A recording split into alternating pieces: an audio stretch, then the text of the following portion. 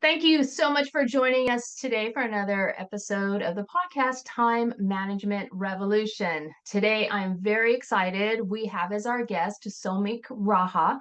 Somik has been coding since he was 12 and enjoying Western and Eastern philosophers since he was 15 years old. Enamored with artificial intelligence, good old AI. Since his late teens, he got more interested in the humans behind the technology, and over the next 2 decades engage with the age-old prioritization question, what should we focus on, as well as how much should we invest in it. He has a bachelor's degree in computer science from Bangalore Institute of Technology and a master's and PhD from the Department of Management Science and Engineering at Stanford University. He is also the author of Invaluable: Achieving Clarity on Value. Somik, thank you so much for being here today. Thank you for having me. Absolutely. I would like to start with your area of expertise as far as discussion. You work in applying decision science in technology. What exactly is decision science? So, decision science is broadly two parts. One is how do people actually make decisions, and the second part is how do we make it better. And what we officially see this in academia is there's a field called decision analysis, which requires the study of both of these elements. So I've formally studied this at Stanford University, and this was where my research was, PhD research. So in a broad nutshell, if I had to explain it, there are six key requirements to making good decisions. And that's about being clear on the question you're asking, the frame. Is it too big or too small to matter or just right? Once you know the question you want to answer, then are you looking at alternatives in the right way? Usually humans get attached to a single alternative, and that's not helpful. You want to expand the space of alternatives you have and try to push yourself to look at things that are really out there before you make up your mind on where you want to land. Third is information. What do you know? And is it actually relevant, and is it material to your decision? Will knowing this change your mind? The fourth, and this is the really important one, without this you cannot make your mind, that's values. And that's the focus of my work. If you do not know what you want, no one can help you make a decision. So getting clarity on what do I want, and even deeper, who do I want to be, is the foundation of that pillar. The fifth is how do you put this all together? That's integration. And logic is a big part of it. And the sixth is commitment to action. So we may have done the analysis, but do we have the courage to act and lead with that clarity? So these are the six requirements of decision quality. Oh, you just broke down decision making in such an easy format for anybody to understand. And I love this particular topic because when I am preaching about time management, in my view, is all about mind management and the decisions that we make. So understanding how we can make better decisions is absolutely critical. Uh, Now, I noticed that in your expertise description, it's described as technology, and yet what you just mentioned has to do with the brain and how we think. So are you also bringing in neuroscience and psychology to what you've been studying and working on? Yeah, it's interesting you asked that question. So towards the end of my dissertation research, it was really about eliciting values and understanding, and I had figured out a framework to interrogate that. Usually so before my work, the standard approach was, as a decision analyst, I'll ask you, what are your values, Helene? And I'm not allowed to question those values. I have to help you optimize your decision based on whatever comes out of your mouth. And sometimes that's not entirely satisfying, because sometimes when you talk to people, they say things that in your gut doesn't quite sit right. And yet you have the code of your profession which says you should not judge. So you need a framework by which to know, is this really what this person's deepest values ought to be for this person? Like, are they clear, or they just have not thought through this? And so a big part of my research was to identify a framework to help people know that these are the right values for them, uniquely for them.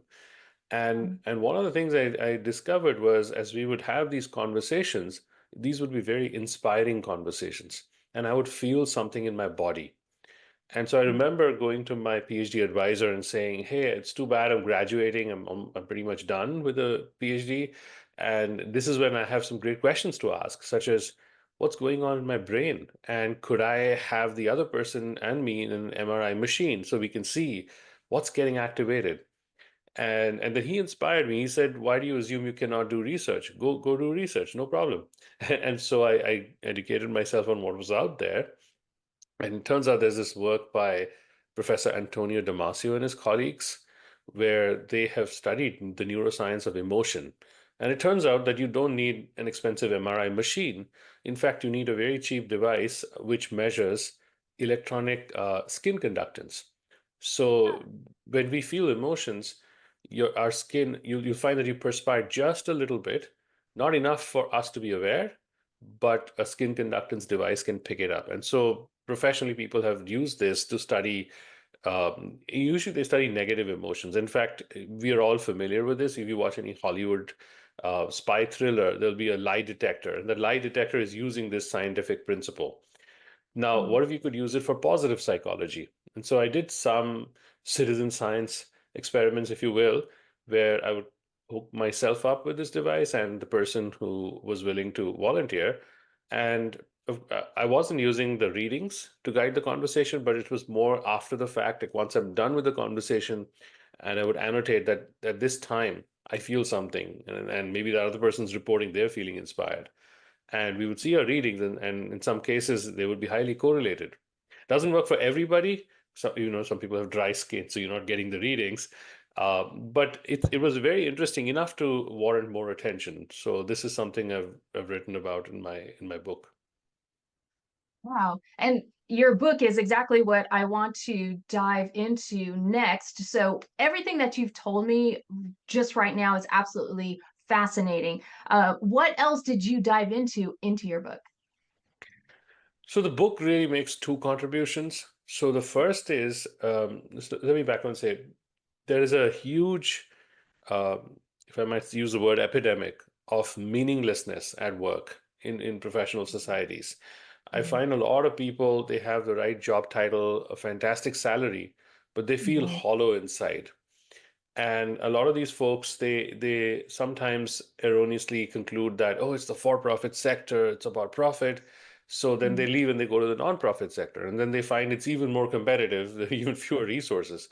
And if you jump out of there, where do you go to next? And so sometimes people will go and do a retreat and they will feel very blissful in a retreat. But on Monday morning, you're back to the same workplace. You're seeing the same group of people, and you're connecting with the same set of metrics. So what do you do then? And it feels even worse because there's a lot of bliss and joy outside of work. And this is a pretty big tragedy that we feel all the good things outside of where we spend most of our time. And so my work is sort of an audacious attempt to say, well, what if you could find that joy within work? And I had to draw very narrow boundaries, saying all the Mhm. wisdom in this work will come not from monastic traditions or spiritual traditions, which I deeply respect, but from materialism. And the religion of materialism, at the heart of it is counting, the religion of the accountant. I'm going to count, bean count, literally like one, Wow. two, three, all my numbers. And we hold ourselves to those metrics. So I'm going to focus on that one unique thing, counting. And what I find is it's actually deeply philosophical. So, for instance, I'll give you an Mhm. example. The number zero. We learn this since in elementary school, and then in middle school, when we learn addition in some meaningful way, we find Mhm. that zero is the sum of everything, every positive and negative number you can imagine. And if you forget a single number, if you don't include it, you cannot get a zero when you add them all up. So then the question is zero empty or is it full? How do we come up with zero, right? And it was not the Romans who came up with it. The Romans were struggling with their counting system, so this came up in what we now know as the seven rivers of the Indus civilization, where they had plenty of food. They didn't have to worry about the next meal. So that's when people become philosophers, and so they were thinking about the nature of existence. And there's a very beautiful poem which pretty much goes like this. It says, from from wholeness comes wholeness, When you take away wholeness from wholeness, what remains is wholeness.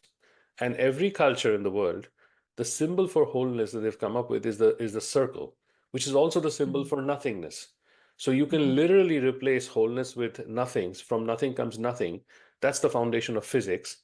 And when you take nothing away from nothing, what remains is nothing. That's zero minus zero equal to zero. The world's first expression of mathematics in poetic form. And that's where the zero comes from. It's this reflection of everything and nothing. And that's literally what we're running. Like, you don't have to leave today's middle school math to appreciate this. This is what our teachers have already taught us. But somehow the awe and the amazement is missing in our eyes. And if we can get that back, suddenly what we're counting is not boring and dead, it's highly alive. Wow, that's absolutely fascinating. I had no idea that we were going to get a physics lecture in the history of zero, but that makes perfect sense. And I've never heard that explained before. So, and this ties into the material in your book. Are you helping people search for both the wholeness and the nothingness? Yes, it's fascinating how these interplay. So when we count, right, they we are told that counting will crush your spirit, right? If you want to go deeply and connect, you have to leave counting. Now, at some level, this is true because the way we are counting, it dehumanizes us. So part of the book, so one half of the contribution is to reorient our relationship with counting and look at how business is set up. So the idea is this: people say that the purpose of business is to make money. And they don't say that in business school, by the way. It's just an assumed cultural construct. But if you ask people, and I'll set up this bet that, hey, if you really believe the purpose of business is to make money, what if I offer you a check which gives you your salary for the rest of your life? The only condition is you cannot do any meaningful work. I have not yet found a person who will take that check. They say, no, my work may suck, but I get some meaning from it. I want to work, right? So it can't be about money. Then the other reason people give is, hey, it's about shareholder value creation, making my shareholders happy. That's a little bit like saying the purpose of my life is to make my bankers happy. And that sounds silly when you put it that way. It's like, yeah, I want to pay the money back, but that's not the purpose of my life. So then what is the purpose of business? And I would argue it is to give us a creative canvas for our uniqueness to paint its masterpiece. So every company is really a collection of individuals who have agreed to come together on some really inspiring values. And they are going to use those values to do something amazing. And so the money is super important. You must make profits or the business will die. But it's in service of that masterpiece you're here to create. And that's true for nonprofits as well. Like, impact, if you say that's the goal, well, it's very hard to hard to figure out what gives impact. So but if you flip it around and say, no, we're here to do something unique, and everything we do will allow us to uniquely serve in that space, then that inspires us to continue on. So that's one half of the book, and the second half is figuring out what is that uniqueness for each of us, and a way to inquire into that, and be able to then bring it out in our counting. Wow. And this sounds so manageable, meaning a lot of people will hear about a really great book or a really great podcast episode, a blog, but so much of the information is related to the culture of the entire company and how that the change needs to come from there. But it sounds like with your book, this is on an individual level. So as an individual, you can learn how to cope with and thrive in whatever you are doing. Is that correct? That's absolutely correct. Okay, Yes. great. Now, it sounds like you have learned a lot of lessons in life, both from your schooling and also informally outside of school. What's an important lesson that you have learned in your personal life?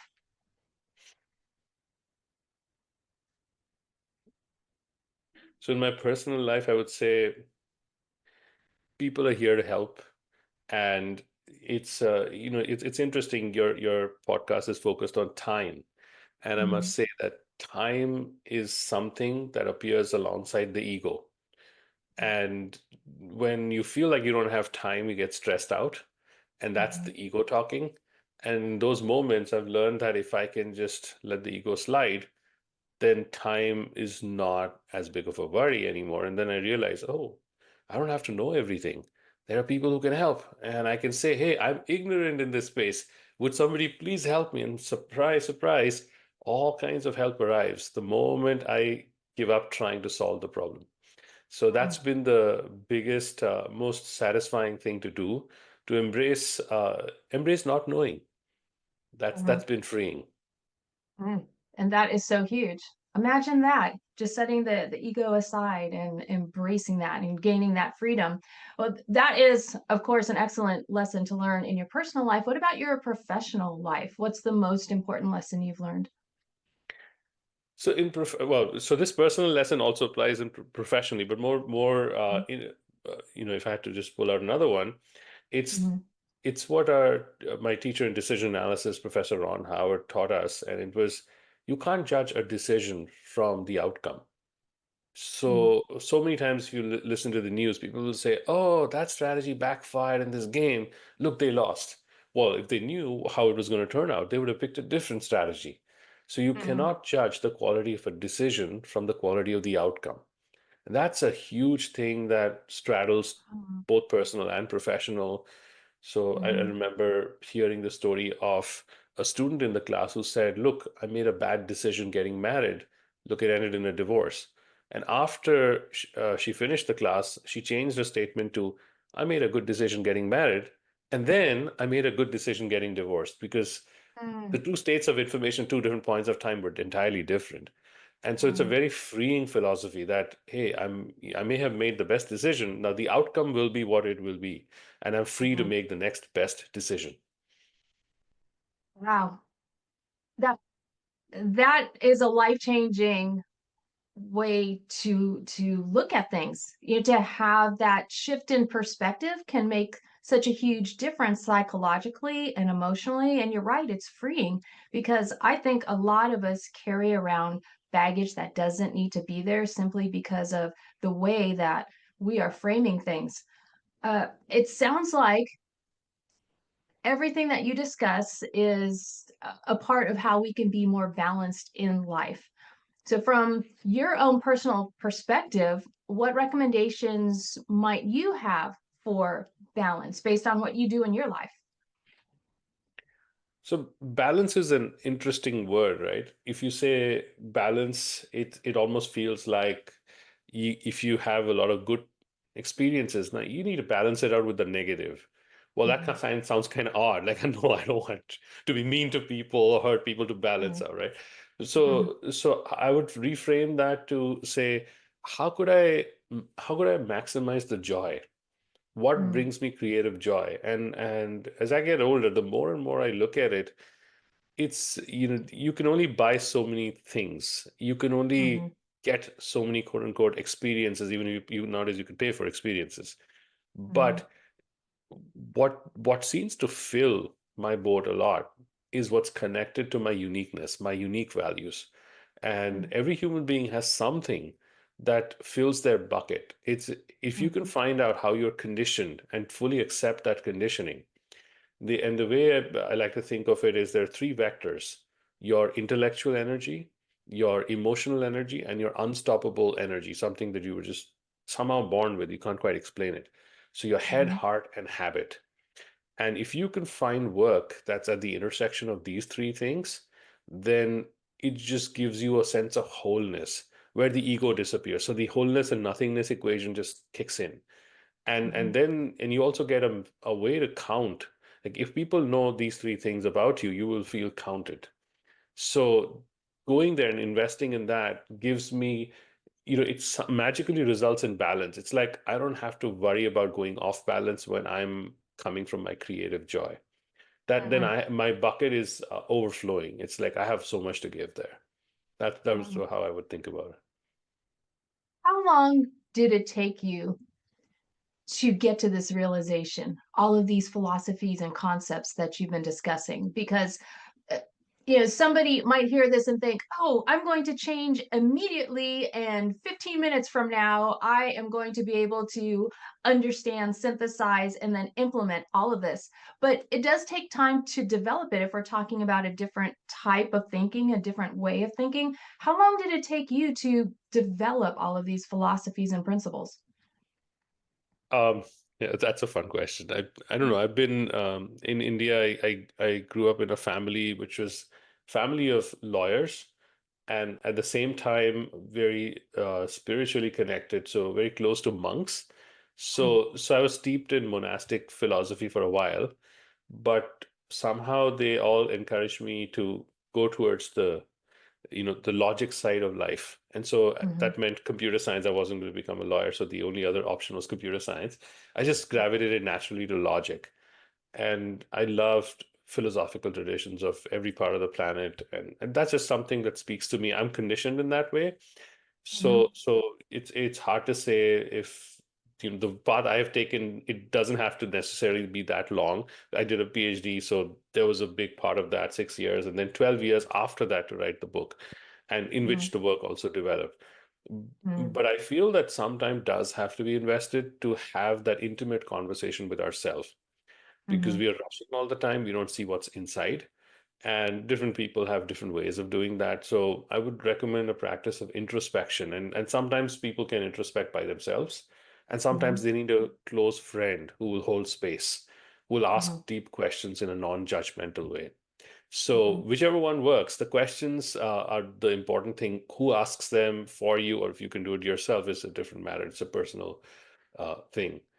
So, but that introspection is critical, and that, to your point, it definitely takes time Mm-hmm. to get to know yourself better. You kind of like at the end of my mapping process, what I like to tell people is it's so inspiring when people come up with their specific values that there's no other person like this, like whatever that uniqueness is. So maybe it's time to pat ourselves on the back or pat our conditioning like, hey, you've done well. Like you're the God of these narrow values, lowercase g, God, that Mm-hmm. when that's the whenever those values are called into play, it doesn't matter what's happening in your life, your bucket of generosity will always overflow. It's not something that you have to imbibe. It's the Mm-hmm. opposite. It's like it's already there. You're trying to externalize and explain to the world who you truly are. And Mm-hmm. so in that sense, this book or my work is not about people learning something. It's more about the rest of us shutting up and listening deeply to this person, right? How do I? This book is really an instruction manual for me to shut up. Basically, is how I would put it. Oh my goodness.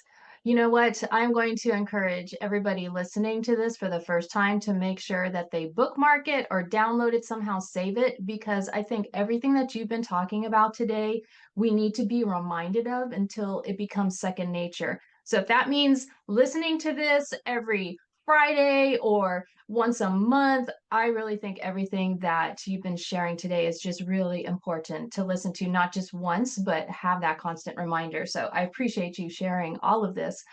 Um, Digging into your personal side a little more, which also might include professional side, what are you most proud of? That's a good question. I would say that the sweetest memory I can point to is that the teacher, our teachers are such great gifts when you find a really good teacher who truly cares and cares in a without a trace of any agendas. I had such Mm-hmm. a teacher at Stanford, and he was the reason this work was possible. Like he kept encouraging me throughout, saying, "This is." When you go to, by the way, my teacher was a creator of the field of decision analysis, the co-founder of it. Oh. So you can imagine like the framework already existed, the six elements of decision quality that I mentioned. Now, if I go to him and I say, hey, I don't know the meaning of the word values anymore. You keep telling us you have to optimize for value. What does this mean? And he never took it defensively for even a second. He's like, oh, yeah, that's a good question. And then he sent me off to somebody he had met 50 years back when he was an undergraduate at MIT. And that work changed the direction of my work. And we can go more into it if you want. But Mm-hmm. that impact that he had, and even after that, pushing me towards higher impact work in my research, Then fast forward 12 years, the book was written. The sweetest memory is at the US book launch, he was able to come, and that was his last public outing. He had a big Um, fall after that, and then a year um, later, he just passed away last October. So my what I'm um, proudest of is to get his blessings at the launch. Like he was mm. there. It was such a sweet memory for me. Oh my goodness. That is such a touching memory. And I'm so glad you found somebody like him in your life. And I would like to dive into that a little more. What was that shift that was made? What were you doing before? And then what is the shift that happened? Yeah, so the person he sent me to look at, his name is Dr. Robert Hartman, and Hartman was a very interesting guy. He lived during the Nazi era, and Mm, what happened was before stuff got really bad, he kind of saw what was happening, and he left. He left, and he dedicated his entire life to creating a mathematics of value by which people would not make the same mistakes again. And so he created an amazing framework, and that framework is fascinating. So he said we value in three dimensions. Intrinsic values are defined as life itself, and they're just because you don't need to justify any further. mm, Extrinsic values have a space-time reality, and they are a means to an end, so instrumental values. So I value this because I have a story. Okay. And the third category is systemic values, things that are entirely artificial constructs. They have absolutely no space-time reality. So mathematics, for instance, is a systemic value. There are no triangles in nature, they're in our head, right? So anything we create with rules, metrics, systems, they're all systemic values. Then he said we experience these three values very differently, like psychologically very differently. So intrinsic valuations are felt as a part of who we are. You cannot separate them from yourself. So, for instance, my family, my children, or close colleagues, they're uniquely felt as a part of who I am. Then extrinsic values are a little bit more objective. Like you are using things like my car. I'm not, my car is not a part of my identity. Maybe unless a precious family member used to use that, maybe then there's an association. But otherwise, it's really a means to an end. And mm, systemic values numbers are the most objective. So I have no emotion there. So now, if you have this separation, you can have very powerful conversations like, oh, somebody's saying, I really want this promotion. Why do you want it? Oh, it's a part of my identity. Well, the promotion is a title. It's a systemic value. It doesn't really have any existence. So mm, making that or experiencing that intrinsically, now you have separated. You're taking a systemic value and valuing it intrinsically. Do you want to be doing that? And that question immediately unlocks, like, I don't have to give a moral lecture. I can just ask the person, do you want to be consistent with these axioms? And they can say, oh mm, yeah, that's a valuation mistake.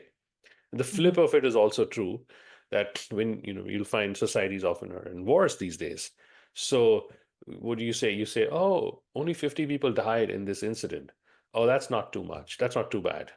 Well, what we just did was we took an irreplaceable human life, an intrinsic value, and we devalued it to a systemic value that, oh, the count of people died in this versus that incident, and we're making value judgments on that.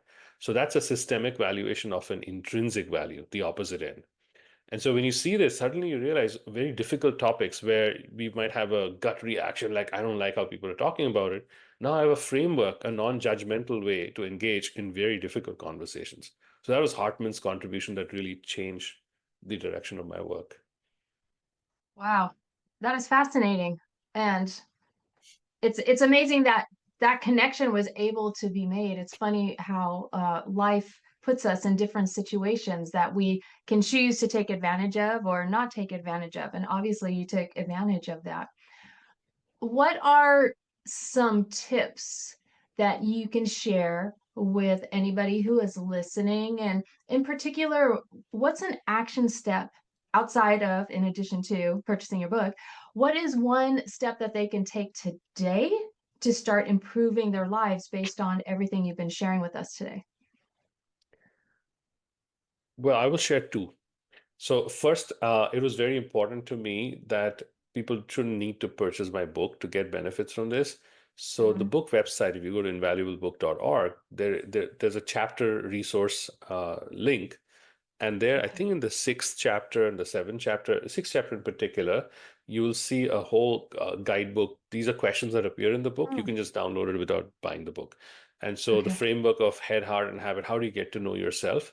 Those questions Mhm. are up there. So engage with those questions. Find a friend who can help you interrogate those questions. That is something concrete people can do. And second, if you don't have the time to engage with those questions, then the other tip I would leave is when so one of the big corrections that's happening to our understanding of decision making is people often think, oh, to make a good decision, you need to be balanced. You shouldn't have any emotion. So neuroscientists like Damasio have studied people with brain damage, I think they call it ventromedial prefrontal cortex. So that's like right over here. It's the Mhm. seat of this executive decision making, and it is also the seat of emotion. Now that itself should have given us a clue. How can the seat of emotion be the seat of decision making? So it turns out that people with damage in that area, they can reason, they can tell jokes, they can do everything other people can. The one thing they cannot do is make decisions. And the reason for that is so profound. It's that when you feel an emotion, what you're doing is you're learning. You're saying, I like this and I don't like that. That's a plus one or a minus one there. Again, counting, like our neurons are literally set up with the humble construct of counting. And if you cannot tell the difference between two prospects, you can't make a decision if everything looks the same. So it's emotion that literally tells you, I want this and not that. Emotion is what protects us from doing something crazy. And don't rob somebody because hey, that wants a negative out, and there's a positive that I do want to be engaged with things that inspire me. So when you're making a decision, I would say slow down. And if you're not feeling the emotion, then wait for that connection. Clarity of action is what we call in our field, the output of our process, whatever process you take. You want clarity of action. That is not a thought, that is a feeling that comes from your bones. So wait till you get that feeling. And if you're not getting that feeling, go take help. There will be a moment when you will just know what to do. That feeling will come where head and heart will combine. Wait for that moment. Oh, wow. Everybody definitely needs to re-listen to this multiple times to stay reminded. All the advice that you have given to us today is just absolutely incredible and has the potential to change lives. Samik, if somebody wants to get in touch with you, how can they do that? Um, I guess you could DM me on Twitter or ping me on LinkedIn. Those are ways of getting in touch with me. Okay, great. And I'll be sure to link to that anywhere that any snippet or the entire podcast is going to be shared. And also for your book, Invaluable: Achieving Clarity on Value, can you give that website one more time? Yes, invaluablebook.org. Okay, Oh, perfect. I think it's it. Yeah, I think that's the website. Okay. Well, if it isn't, we can always correct it. We can put it on the screen. So if you find out later Yeah. after we're done with this, you can send that over. And before we part ways, is there anything else you would like to share with us today? Well, I would just say that be yourself. Everybody else is taken. Oh, I love it. I love it. It has been an absolute pleasure to chat with you today. Thank you so much for joining us. Thank you, Helene. It's a pleasure.